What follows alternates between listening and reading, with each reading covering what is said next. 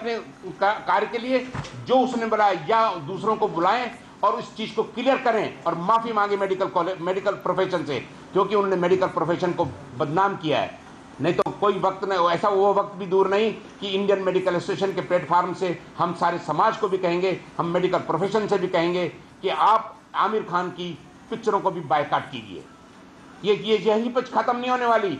वो अपने आप को क्रूसेडर बनाना चाहते हैं।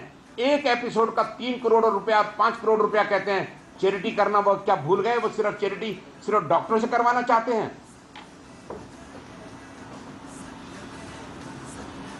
आज हर तरफ मीडिया के अंदर ये आवाज उठी हुई है कि सत्यमेव जयते में क्या हो रहा है। दोस्तों, ये मीडिया ही है जो इंसान को सीधे राह के ऊपर ला सकता है। मीडिया के साथ हमारा आज का नहीं पुराना संबंध है और हमें पूरा विश्वास है कि जो चीजें मैंने कही है मैं उसके लिए आपको हर ऑथेंटिक एक डॉक्यूमेंट्स देने को तैयार हूं। एक डॉक्यूमेंट्स मैं आपको देने को तैयार हूं। इस सत्यता को ऊपर से पर्दा हटाने के लिए, झूठ को ऊपर से पर्दा हटाने के लिए, सत्यता को ऊपर लाने के लिए। और मेरी ये आपके थ्रू ये गुजारिश है कि आमिर खान जल्द से जल्द डॉक्टर समाज से माफी मांगे, नहीं तो डॉक्टर समाज आगे की एक्शन के लिए कटिबद्ध है, वो करके रहेगा। हर्ज क्या माफी मांगने में? तो ये तो बाकायदा धमकी दे रहे हैं मुझे। बिल्कुल बिल्कुल खाप पंचायत की तरह। उनकी भी बात करेंगे, उनकी आगे भी आगे उनकी आने बात वाली। करेंगे। अभी विवाद कई हैं जिस तरह लेकिन माफी क्यों नहीं मांग लेते? अब कुछ सभी डॉक्टरों को अगर नाराजगी हो रही है या बहुत सारे डॉक्टरों को अगर नाराजगी हो रही है, कुछ डॉक्टरों की कहानी आपने दिखाई, चलिए वो भी कह रहे हैं कुछ ही हैं, आप भी कह रहे हैं कुछ ही हैं, लेकिन परेशानी सबको हो रही है। बिल्कुल नहीं, परेशानी मुझे लगता है कि ऐसी चीजों में, जैसे मैंने आपसे पहले कहा कि मेरा ये मानना है कि, और हमारा पहले से ये सोच थी हमारी जब हम शो कर ही रहे थे, कि कई दफा ऐसे मुद्दे आएंगे जिससे कि कुछ लोग परेशान होंगे, क्योंकि वो प्रॉब्लम का हिस्सा है, तो उनको तो तकलीफ होगी ही होगी। हम जो काम करने चले हैं, हम बड़े क्लियर हैं इस बारे में, और बड़े मजबूत हैं हम इस बारे में कि हम जो करने चले हैं हम तो वही करेंगे। हम चाहते हैं कि हम सच को पहले खुद समझें, अपनी पूरी कोशिश करें, सिंसियरिटी से कोशिश करें कि वो हम सामने रखें लोगों के, ताकि हमारा देश बेहतर देश बन सके, हमारा समाज बेहतर समाज बन सके। और वही हम चुपचाप अपने लाइन पे लगे हुए हैं और हम कर रहे हैं।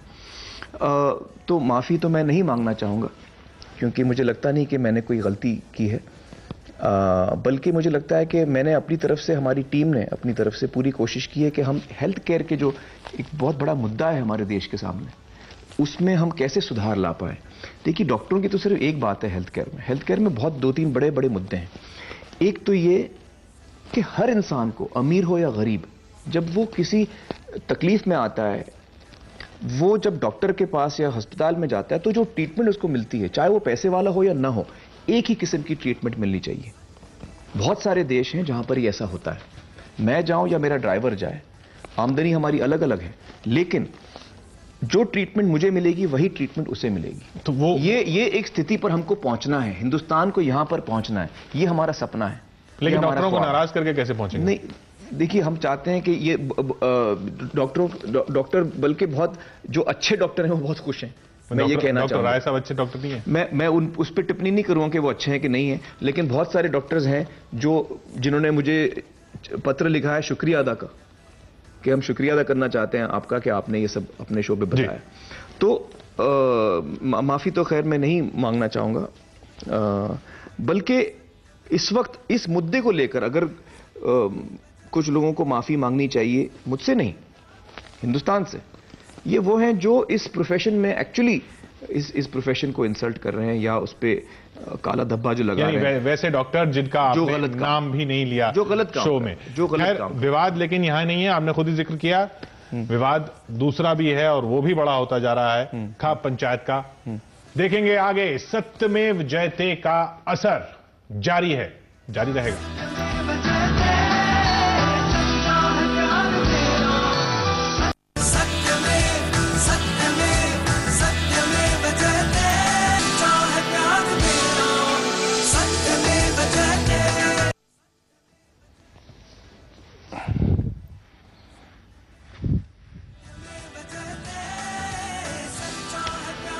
तो अभी डॉक्टरों का विवाद खत्म हुआ आमिर, और उधर खाप वाले भी खड़े हो गए हैं कि सत्यमेव जयते का बहिष्कार करना चाहिए। आइए आपको दिखा देते हैं जी। ये कुलदीप ढांडा साहब जो प्रधान हैं जी, आपके, वो क्या कह रहे हैं। जी जी जी, आवाज सुनाई दे रही मुझे। जी अभी बोलें, अभी बोलें। हरियाणा वासियों से निवेदन करेंगे इस प्रेस कॉन्फ्रेंस के माध्यम से कि उस सीरियल को मत देखें। पहले उसने अतीत में अच्छे सीरियल, सामाजिक सीरियल बनाए हैं, इस किस्म के जिससे हिंसा बढ़ के कुरीतियां फैले, ऐसे सीरियल ना दिखाए।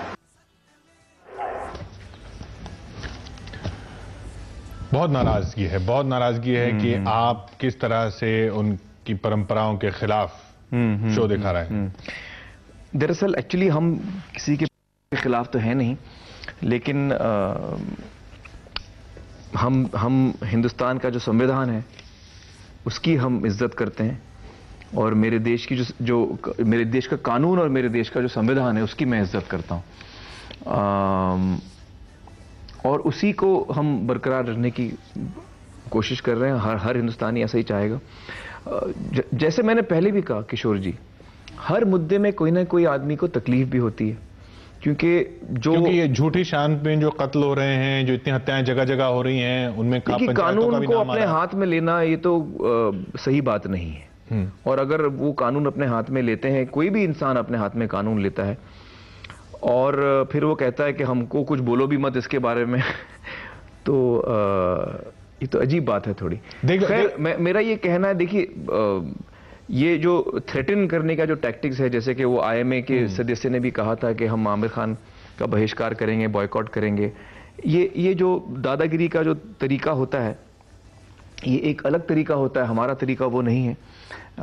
मेरा तरीका तो ये है कि बल्कि हमारे शो पे हमने तो किसी का चेहरा भी नहीं दिखाया है, हमने किसी का नाम भी नहीं लाया, अनलेस कि वो पब्लिकली ऑलरेडी आपके न्यूज़ चैनल्स में उसका अगर फोटो आ गया है कि भैया ये अरेस्ट होते हुए अगर कोई शॉट आया है, अगर आपके न्यूज़ चैनल्स पे आ गया तो वो बात और है। लेकिन बाय एंड लार्ज हमारी कोशिश ये है कि हम लोगों के नाम और चेहरा न लें, इसलिए नहीं कि हम डरते हैं, इसलिए कि क्योंकि एक इंसान गलत है ऐसा नहीं है।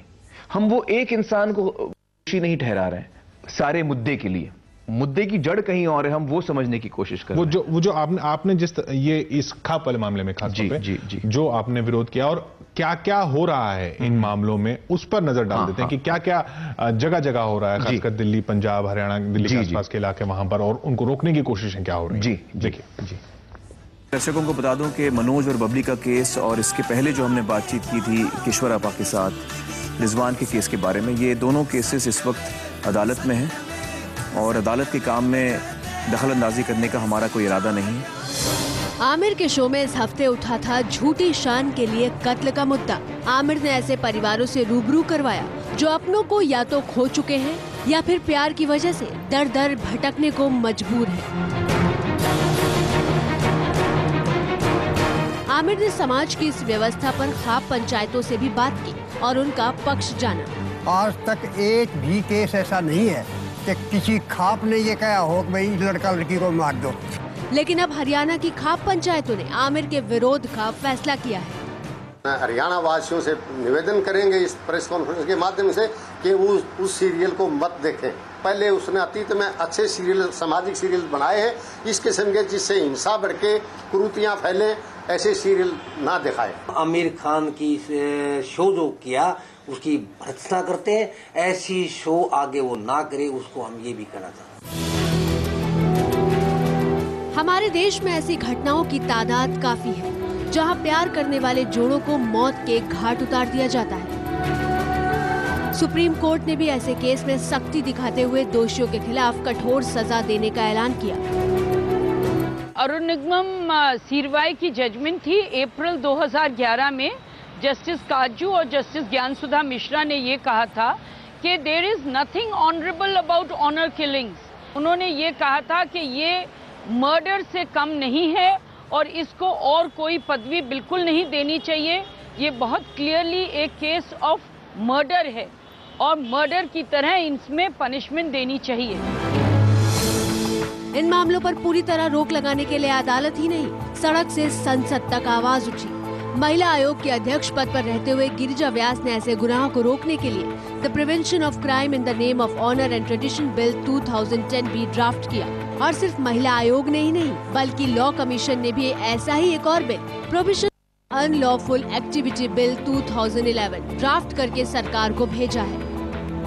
पहला है कि कानून हो, कड़ा कानून हो। दूसरा होता है कि इसमें इसका इम्प्लीमेंटेशन जो होता है उसकी वो पूरी तरह से सरकारी तंत्र के द्वारा होता है, वो सटीक ढंग से हो। तीसरा होता है कि इसमें समाज उसको आगे बढ़कर के बोलना चाहिए। चौथा है कि जब अवेयरनेस के कार्यक्रम सरकार से भी अन्य संगठनों से भी चले, मैं सोचती हूँ उस कानून में इन चारों की व्यवस्था और व्याख्या की गई है। बिल के ड्राफ्ट में कहा गया है कि इस तरह के अधिकतर मामले पंजाब, हरियाणा, दिल्ली, पश्चिमी उत्तर प्रदेश और उत्तर और पश्चिम भारत में सामने आते हैं।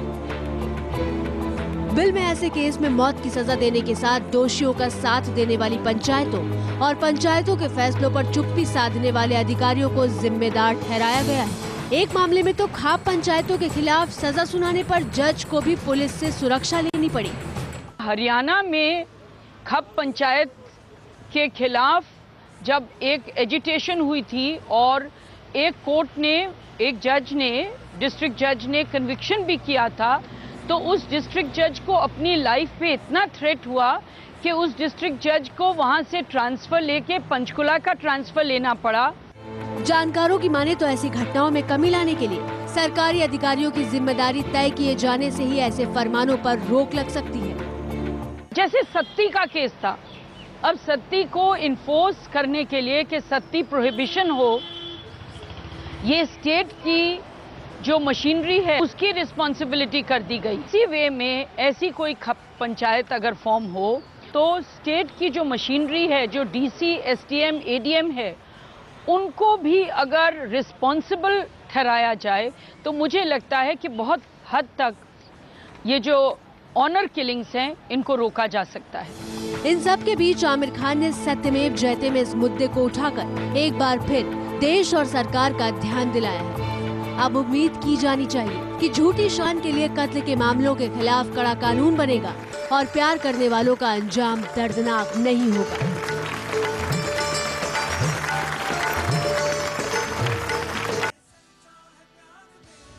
तो सुना हमने वरिष्ठ वकील गीता लूथरा जी को, वो हमारे साथ जुड़ भी रही हैं। बहुत से ऐसे केसेस उन्होंने हैंडल किए हैं। आमिर हमारे साथ हैं, गीता लूथरा जी हमारे साथ हैं और हमारे साथ हैं यशपाल मलिक साहब, खाप पंचायत नेता, जो काफी नाराज हैं आमिर खान से।